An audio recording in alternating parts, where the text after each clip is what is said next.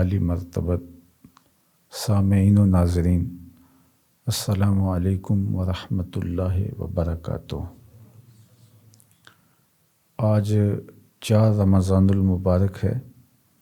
اور اللہ جل شانہ کے پیارے محبوب صلی اللہ علیہ وآلہ وسلم نے ہمیں ماہ صیام رمضان المبارک میں قرآن مجید کے ساتھ جوڑ دیا، چونکہ کتاب رحمت قرآن مجید کا نزول بھی ماہ صیام رمضان المبارک میں ہوا تھا۔ شہر رمضان الذی انزل فیہ القرآن، لہٰذا قرآن مجید کو اور ماہ صیام رمضان المبارک کو ایک خاص علاقہ اور تعلق ہے۔ اللہ کے پیارے محبوب صلی اللہ علیہ وآلہ وسلم کا ایک فرمان حضرت سیدنا عبداللہ بن عمر بن عاص رضی اللہ تعالی عنہ سے مروی ہے، ان رسول اللہ صلی اللہ علیہ وآلہ وسلم قال الصیام والقرآن یشفعان للعبد، فرمایا کہ قرآن مجید اور روزہ یہ دونوں بروز قیامت بندے کی سفارش کریں گے، اس کی شفاعت کریں گے۔ فیقول الصیام، تو روزہ بارگاہ عزتی میں بندے کی سفارش پیش کرتے ہوئے عرض گزار ہوگا، رب انی منعتہ الطعام والشہوات بالنہار۔ روزہ بارگاہ عزتی میں عرض کرے گا کہ اے میرے رب، میں نے اسے دن کے اوقات میں کھانے پینے سے اور شہوات سے روکے رکھا۔ فشفینی فیہ، تو میں آج تیرے حضور اس بندے کی شفاعت کرتا ہوں، تو میری شفاعت اس کے حق میں قبول فرما۔ آج کل تو موسم اتنا شدید نہیں ہے ہمارے ہاں، لیکن سخت گرمی کے روزے بھی گزرے ہیں، تو ہم نے ان ایام کے اندر بھی کمزور سے کمزور لوگوں کو بھی پیاس اور بھوک کاٹتے ہوئے روزے کی شدت اور سختی سہتے ہوئے دیکھا ہے۔ اور آج بھی گو موسم سرد ہے، لیکن 13 گھنٹے تک مسلسل بھوک کاٹنا یہ آسان نہیں ہے۔ روزہ نصف صبر ہے، تو ہم صبر کے دامن کو تھام لیتے ہیں اور محسوس بھی نہیں کرتے، لیکن اگر روزے نہ ہوں تو کس قدر مشقت ہو جاتی ہے، نہ کچھ کھایا جائے اور نہ کچھ پیا جائے۔ انسان کی جو عادت ہوتی ہے اس کو روکنا بھی نفس پہ شاک ہوتا ہے، اور یہ جائے کہ بھوک کی شدت ہو اور پیاس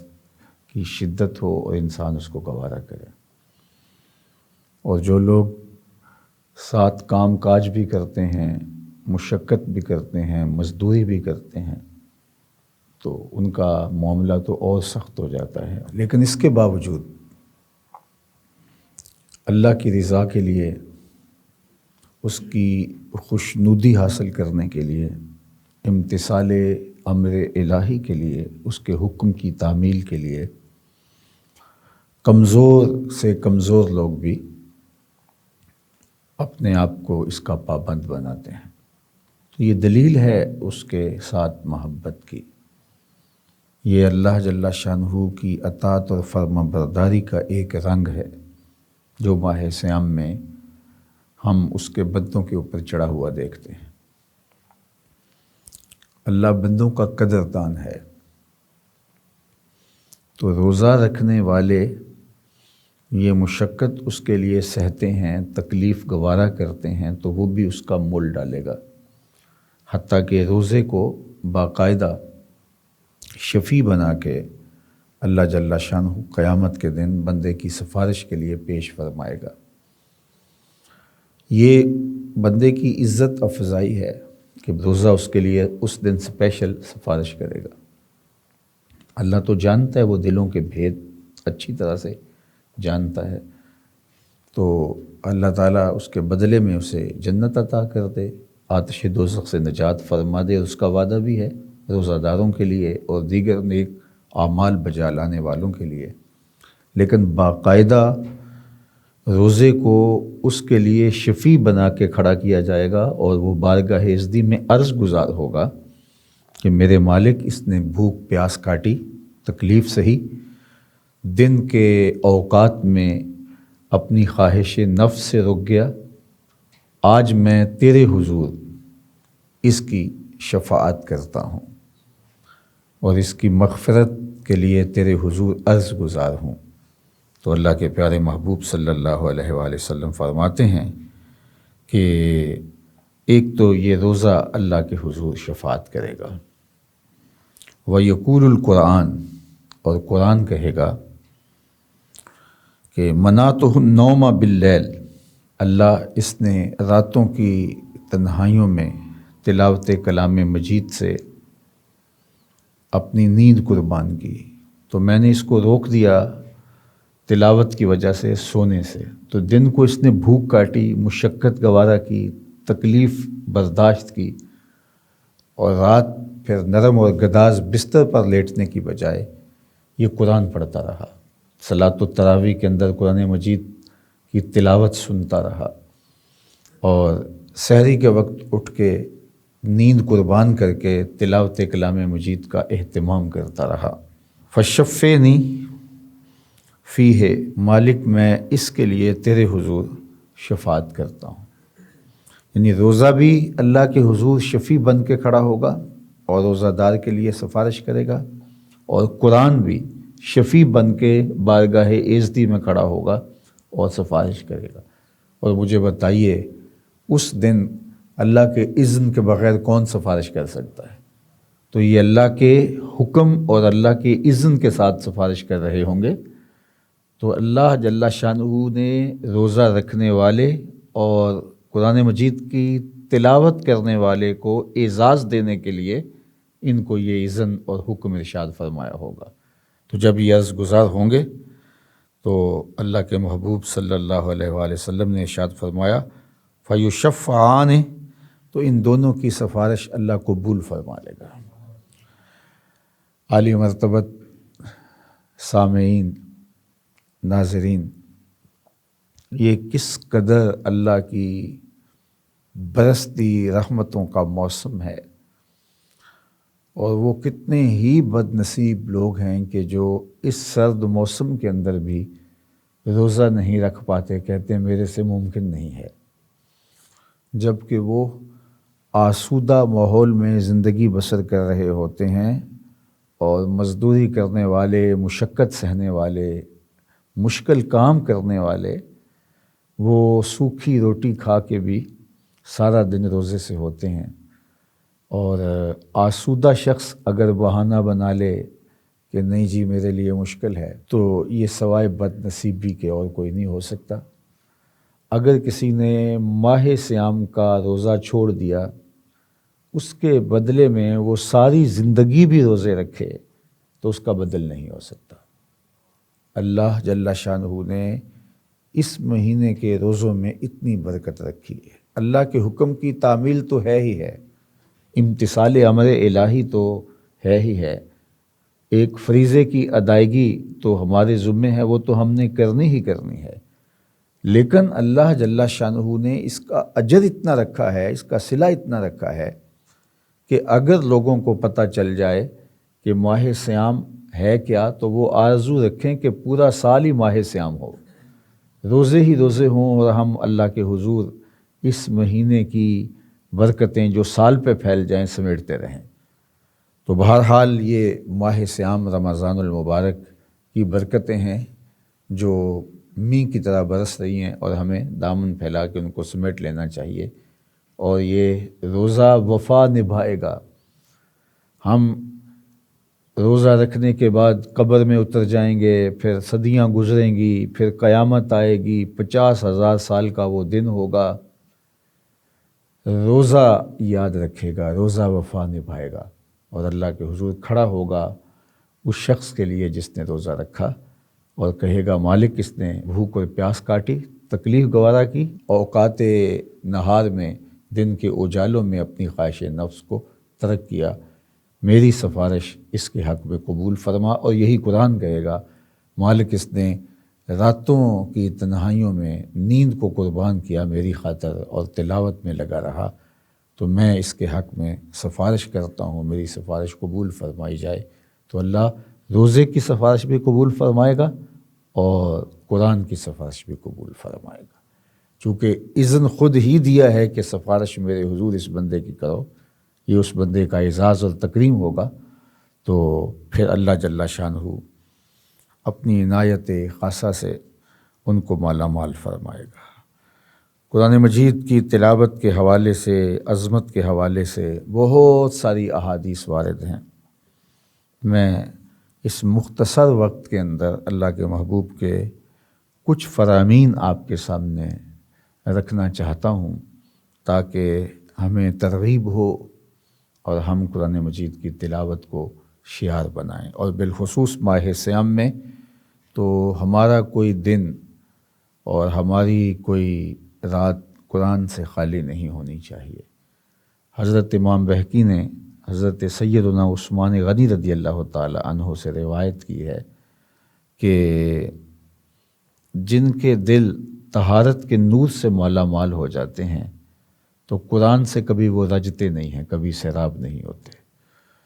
ان کی آرزو ہوتی ہے کہ قرآن کی تلاوت ہوتی رہے اور ان کے قلوب کو تسکین اور قرار نصیب ہوتا رہے۔ تو آج کل اللہ کی رحمت اور اس کی کرم نوازیاں فراواں ہیں کہ ہمیں تراویح میں قرآن مجید سننے کا موقع نصیب ہوتا ہے، اور اس کے علاوہ بھی ہم مختلف اوقات کے اندر کتاب رحمت کے ساتھ جڑے رہتے ہیں۔ حضرت ام المومنین سیدہ عائشہ محبوب کائنات رضی اللہ تعالی عنہ فرماتی ہیں کہ اللہ کے رسول صلی اللہ علیہ وآلہ وسلم نے ارشاد فرمایا، الماہر بالقرآن مع السفرۃ الکرام البررہ، جو قرآن میں مہارت رکھتا ہے، قرآن پڑھنے میں، اس کی تلاوت کرنے میں بہت زیادہ مہارت رکھتا ہے، اس کے مخارج پڑھنے میں، اس کی روانی، تو جو مہارت قرآن مجید میں رکھتا ہے مع السفرۃ الکرام البررہ، تو وہ ان عالی مرتبت فرشتوں کے ساتھ ہوگا۔ والذی یقرأ القرآن ویتتعتع فیہ، اب ایک دوسرا شخص ہے کہ جو قرآن پڑھتا ہے لیکن اٹکتا ہے، اس کی زبان میں لکنت ہے، ہکلاتا ہے۔ اب اس کی آرزو تو ہے کہ میں بھی اس شخص کی طرح قرآن پڑھوں جو اس روانی سے، اس خوبصورتی سے پڑھتا ہے کہ کیا سکون اور کیا قرار اور کیا نور اتر رہا ہوتا ہے۔ تو اس کی آرزو تو ہوتی ہے اور وہ شوق سے، محبت سے قرآن مجید کی تلاوت کرتا ہے، لیکن زبان کا مسئلہ ہے، لکنت ہے زبان میں، ہکلا جاتا ہے، رکتا ہے، اٹک جاتا ہے، وہو علیہ شاق، اور اس کا پڑھنا اس کے اوپر مشکل ہے۔ تو سنو اللہ کے محبوب نے کیا ارشاد فرمایا، فرمایا لہو اجران، اللہ اس کو 2 اجر عطا فرمائے گا، دوہرا اجر دے گا۔ یعنی ایک تو وہ شوق فراواں کے ساتھ قرآن مجید کی تلاوت کرتا ہے، اور دوسرا جب وہ رکتا ہے، اس کی زبان اڑتی ہے، وہ ہکلا جاتا ہے، تو پھر اس کو اس کی تکلیف ہوتی ہے کہ میں قرآن مجید کا حق نہیں ادا کر پا رہا، اور اس میں ایک عجز پیدا ہوتا ہے اور وہ بیچارہ ایک حسرت میں آ جاتا ہے۔ تو اللہ جل شانہ دلوں کے بھید جانتا ہے، تو اللہ اس کو دوہرا ثواب اور دوہرا اجر عطا فرمائے گا۔ حضرت عبداللہ بن عمر رضی اللہ تعالی عنہ سے ایک روایت سنتے جائیے۔ قال قال رسول اللہ صلی اللہ علیہ وآلہ وسلم لا حسد الا فی اثنتین، حسد کرنا جائز نہیں رکھا گیا لیکن دو لوگوں کے ساتھ آپ حسد کر سکتے ہیں۔ یہاں حسد بمعنی رشک ہے۔ رجل آتاہ اللہ القرآن فہو یقوم بہ آناء اللیل و آناء النہار، ایک وہ شخص کہ جس کو قرآن دیا گیا اور وہ اس کو رات کی تنہائیوں میں اور دن کے اجالوں میں تلاوت کرتا ہے، رات کو بھی کھڑا ہو کے قیام کرتا ہے اور قرآن مجید کی تلاوت کرتا ہے، اوقات شب کے ساتھ ساتھ دن کے اوقات میں بھی وقت نکال لیتا ہے اور قرآن مجید کی تلاوت کرتا ہے، تو اس شخص پر رشک کیا جا سکتا ہے کہ اس شخص کو قرآن دیا گیا اور اس طرح اس قرآن کے ساتھ جڑا ہوا ہے کہ یہ اپنی تنہائیوں کو قرآن سے مزین کر رہا ہے اور قیام کر رہا ہے اور تلاوت کر رہا ہے۔ وَرَجُلٌ آتَاهُ اللَّهُ مَالًا فَهُوَ يُنْفِقُهُ آنَاءَ اللَّيْلِ وَآنَاءَ النَّهَارِ، دوسرا وہ شخص جس کو مال دیا گیا اور وہ رات کو بھی اس مال کو خرچ کرتا ہے اور دن کو بھی اس مال کو راہ خدا میں لٹاتا ہے، ضرورت مندوں کی ضرورت کو پورا کرتا ہے، ان کا خیال اور لحاظ رکھتا ہے، اور دکھیوں کے، پریشان حالوں کے، مفلوق الحال لوگوں کے، بیوگان کے، ارامل اور مساکین کے، یتاما کے، کثیر العیال لوگوں کے کام آتا ہے۔ تو اس کا مال کام آیا، لوگوں کے دکھ دور کیے اس کے مال نے، لوگوں کی اذیتیں کم کی اس کے مال نے، لوگوں کو خوشیاں دی اس کے مال نے، تو یہ ایسا شخص ہے کہ جس کے اوپر رشک کیا جا سکتا ہے کہ اے مالک، اگر تو مجھے بھی مال عطا کرتا تو میں بھی تیری راہ میں یوں لٹاتا اور یوں نچھاور کرتا، یوں لوگوں کے کام آتا، ضرورت مندوں، محتاجوں اور لاچاروں کی ضرورت کی تکمیل کرتا۔ تو یہ دو لوگ ہیں جن کے اوپر رشک کیا جا سکتا ہے، ایک کون؟ جس کو اللہ نے قرآن دیا اور وہ اس کو رات کی تنہائیوں میں اور دن کے اجالوں میں تلاوت کرتا ہے، اور دوسرا وہ شخص جس کو مال بخشا گیا تو اس مال پر سام بن کر نہیں بیٹھ جاتا، بلکہ اس مال کو راہ خدا میں خرچ کرتا ہے اور ضرورت مندوں کی ضرورت کی تکمیل کرتا ہے، چاہے وہ ضرورت مند دن کے اجالے میں میسر آئے یا رات کی تاریکی میں، تو وہ ان کی ضرورت کو پورا کرتا ہے۔ حضرت عبداللہ ابن عباس رضی اللہ تعالی عنہ سے ایک روایت سنیے، فرماتے ہیں کہ قال رسول اللہ صلی اللہ علیہ وآلہ وسلم ان الذی لیس فی جوفہ شیء من القرآن کالبیت الخرب، وہ شخص جس کے سینے میں قرآن کا کوئی حصہ نہیں ہے، اس کا سینہ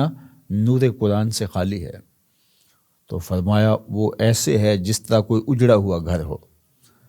تو یہ گھر جو اللہ نے ہمیں دیا ہے، اس کو قرآن مجید سے آباد کرنا ہوگا، قرآن مجید کو یاد کر کے اس سینے کو تلاوت کلام مجید کے ساتھ، حفظ قرآن مجید کے ساتھ آباد کرنا ہوگا۔ اور حضرت عبداللہ ابن مسعود رضی اللہ تعالیٰ عنہ فرماتے ہیں کہ رسول کریم صلی اللہ علیہ وآلہ وسلم نے ارشاد فرمایا من قرأ حرفا من کتاب اللہ فلہ بہ حسنہ والحسنۃ بعشر امثالہا، جس نے قرآن مجید کے ایک حرف کی تلاوت کی تو اللہ اس کی نیکی بھی اسے عطا فرمائے گا۔ اور یہ یاد رہے کہ قرآن مجید کے ایک حرف پر نیکی ہے، اور ایک نیکی دینے کا اللہ کا جو طریقہ ہے وہ یہ ہے کہ ایک کے بدلے میں 10 عطا فرماتا ہے، تو گویا ایک حرف کے تلاوت کرنے پر 10 نیکیاں نصیب ہوتی ہیں۔ پھر خود ارشاد فرمایا لا اقول الف لام میم حرف، میں یہ نہیں کہتا کہ الف لام میم حرف ہے، فرمایا ولیکن الف حرف و لام حرف و میم حرف، الف الگ حرف ہے، لام الگ حرف ہے اور میم الگ حرف ہے۔ تو اگر کسی نے الف لام میم پڑھا تو اس کو 30 نیکیاں نصیب ہوں گی۔ اب مجھے بتائیے کیسا سودا ہے، اور پھر رمضان المبارک کے اندر ہر نیکی 70 گنا ہو جاتی ہے، تو اب اگر آپ نے اس مہینے کے اندر تلاوت کی تو پھر اجر کس قدر زیادہ ہو جاتا ہے اور اس کا حجم کیا ہو جاتا ہے۔ ہمارے تو سارے پیمانے اور ہمارے حساب و کتاب کے زاویے اور ہمارے کیلکولیٹر اور کمپیوٹر فیل ہو جائیں گے، جو اللہ تعالیٰ نے اجر اور ثواب رکھا ہے قرآن مجید کی تلاوت پر، اور خاص طور پہ ماہ صیام رمضان المبارک میں۔ اب حضرت ابو سعید رضی اللہ تعالیٰ عنہ سے ایک روایت سنیے اور ہماری گفتگو اختتام کو پہنچتی ہے۔ فرماتے ہیں کہ اللہ کے رسول صلی اللہ علیہ وسلم نے ارشاد فرمایا، یقول رب تبارک و تعالی من شغلہ القرآن عن ذکری و مسألتی، جس نے قرآن مجید کی تلاوت کی اور تلاوت میں مشغول ہونے کی وجہ سے وہ دیگر اذکار نہ کر سکا، دیگر اوراد و وظائف نہ پڑھ سکا، چونکہ قرآن مجید میں مشغولیت ہی اتنی تھی۔ جس طرح آج کل حفاظ ہیں تو وہ سارے وظائف چھوڑ کے قرآن مجید کو یاد کر رہے ہوتے ہیں، منزل پڑھ رہے ہوتے ہیں، تو جس نے قرآن مجید کی تلاوت میں ایسی مشغولیت اختیار کر دی کہ اس کو دیگر اوراد و وظائف پڑھنے کا موقع نہ ملا، و مسألتی، یہاں تک کہ اس کو دعا مانگنے کا موقع بھی نہ ملا، وہ تلاوت ہی کرتا چلا گیا۔ لمبی دعائیں مانگنا، اس کے حضور عرض گزار ہونا، تو یہ بھی ایک عبادت ہے، دعا خود عبادت ہے، لیکن اس کو نہ دعا مانگنے کا موقع ملا اور نہ دیگر اوراد و وظائف کرنے کا موقع ملا، اور وہ قرآن مجید کی تلاوت میں مشغول رہا۔ آتیتہ افضل ما اوتی السائلین، تو جو مانگنے والوں کو مانگنے پر اللہ عطا کرتا ہے، قرآن مجید کی تلاوت میں مشغول رہنے والے کو اللہ بغیر مانگنے کے اس سے زیادہ عطا فرماتا ہے۔ یہ اس کی کرم نوازی کے رنگ ہیں۔ اللہ اکبر۔ اور پھر فرمایا وَفَضْلُ كَلَامِ اللَّهِ عَلَىٰ سَائِرِ الْكَلَامِ كَفَضْلِ اللَّهِ عَلَىٰ خَلْقِهِ، اللہ کے کلام کی فضیلت تمام کلاموں پر ایسے ہے جس طرح مخلوق پر اللہ کی فضیلت ہے۔ وہ کہتے ہیں کلام الملک ملک الکلام، جو بادشاہوں کا کلام ہوتا ہے وہ کلاموں کا بادشاہ ہوتا ہے، تو اللہ کا کلام قرآن مجید، اس کا فضل و شرف دیگر کلاموں پر ایسے ہے جس طرح اللہ کی فضیلت، اس کا شرف اس کی ساری مخلوق پر ہے۔ تو بتاؤ کہ اس سے بہتر کیا وظیفہ ہوگا، اور اس کی تلاوت سے بڑی کیا سعادت ہوگی۔ اور پھر اس مہینے کے اندر نزول قرآن ہوا ہے، تو اس کو خاص طور پہ ایک تعلق اور علاقہ ہے اس مہینے کے ساتھ، تو اس میں پھر تلاوت کا اجر اور صلہ کس قدر اللہ عطا فرمانے والا ہوگا۔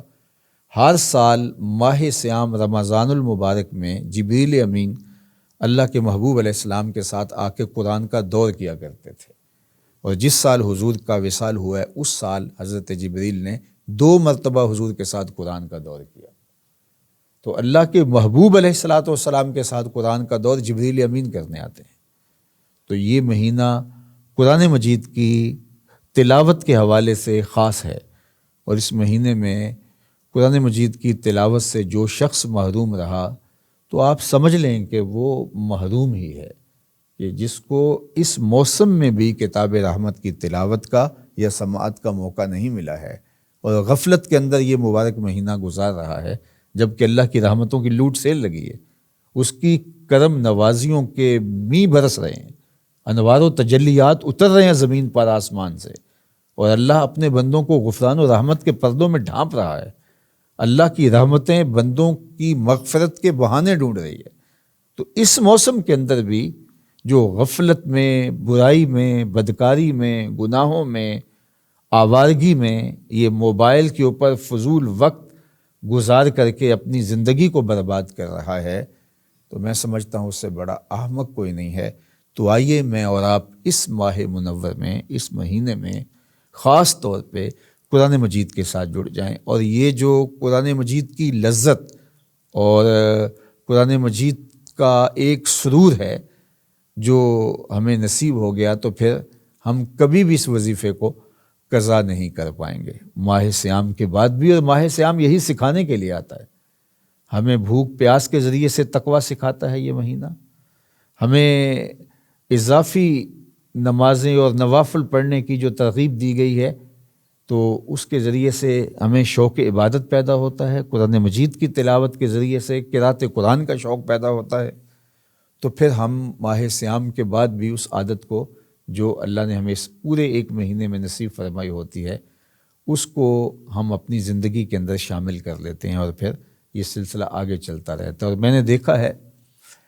بہت سارے لوگ اس مہینے کو ضائع بھی کرتے ہیں، لیکن بہت سارے لوگ رمضان المبارک کے بعد ایک نئی زندگی شروع کر لیتے ہیں۔ ماہ رمضان المبارک کے اندر ہمیں ہر سال اچھے اچھے لوگ بھی میسر آتے ہیں جو دین کی طرف آ جاتے ہیں اور جو اعمال خیر بجا لانے لگ جاتے ہیں۔ تو اللہ تعالیٰ آپ سب کو مجھے توفیق عطا فرمائے کہ اس مہینے سے بھرپور فائدہ حاصل کریں اور اس سے پھوٹتا ہوا نور اپنی زندگیوں میں اتار لیں۔ اللہ آپ کی میری مدد فرمائے۔ وآخر دعوانا الحمدللہ رب العالمین۔